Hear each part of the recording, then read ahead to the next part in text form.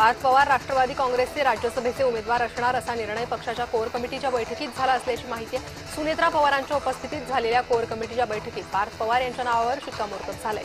प्रफुल्ल पटेल यांच्या निवासस्थानी पार पडलेल्या बैठकीत कोर कमिटीचे सदस्य उपस्थित होते।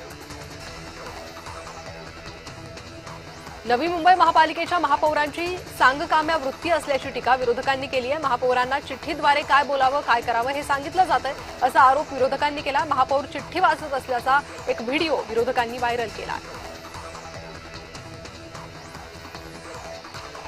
रवींद्र चव्हाणांकडून भाजप राज्य कार्यकारिणीची घोषणा करण्यात आली आहे। केशव उपाध्ये पडळकर यांची उपाध्यक्षपदी वर्णी लागली आहे, तर नवनाथ बन यांची मुख्य प्रवक्तेपदी नियुक्ती करण्यात आली आहे। अजित पवारांच्या शोकसभेतील प्रफुल्ल पटेलांचा व्हिडिओ ट्विट करत दमानी यांनी टीका केली आहे। दादांच्या जाण्यानं दुःख झालंय असं किंचित तरी वाटतंय का? पटेल अजित पवारांचे वर्षानुवर्षाचे साथी असू शकतील का, अशी टीका दमानी यांनी केली आहे।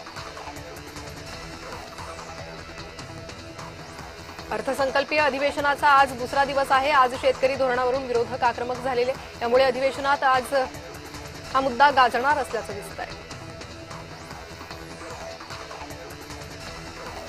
सांगली महापालिकेत काँग्रेसमध्ये गटबाजी असल्याचं समोर आलंय। चंद्रपूर पाठोपाठ सांगलीत काँग्रेसमध्ये 2 गट पडले। काँग्रेसचा नाराज गट भाजपच्या संपर्कात असल्याची चर्चा आहे। नाराज गटात काँग्रेसच्या 8 नगरसेवकांचा समावेश असल्याची माहिती आहे।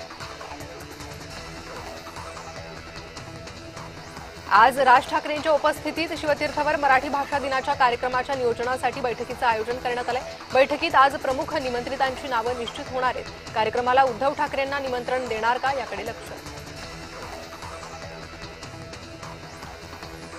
राष्ट्रवादी पक्ष चिन्हाबाबत आज सुप्रीम कोर्टात सुनावणी पार पडणार आहे। राष्ट्रवादी पक्ष चिन्हाबाबतची अजित पवार यांच्या निधनानंतर ही पहिली सुनावणी आहे। 16 मार्च रोजी होणाऱ्या राज्यसभेच्या द्वैवार्षिक निवडणुकात भाजपप्रमाणेच काँग्रेसची ताकदही काहीशी वाढण्याची शक्यता व्यक्त होते। सध्या राज्यसभेत काँग्रेसचे 25 खासदार आहे आणि पक्षाचे 4 सदस्य निवृत्त होत आहेत। मात्र योग्य रणनीती केल्यास काँग्रेसला 2 अतिरिक्त जागा मिळू शकतात।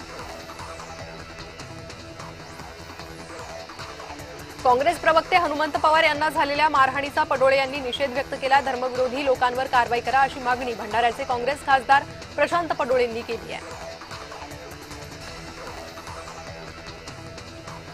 मुंबई महानगरपालिकेत 10 स्वीकृत नगरसेवकांचे अर्ज दाखल झाले। शिवसेनेकडून मागाठाणे विधानसभेतील दोघांना संधी देण्यात आली आहे। 25 फेब्रुवारीला महापालिकेच्या सभागृहात महापौर रितू तावडे स्वीकृत नगरसेवकांची नावे जाहीर करतील।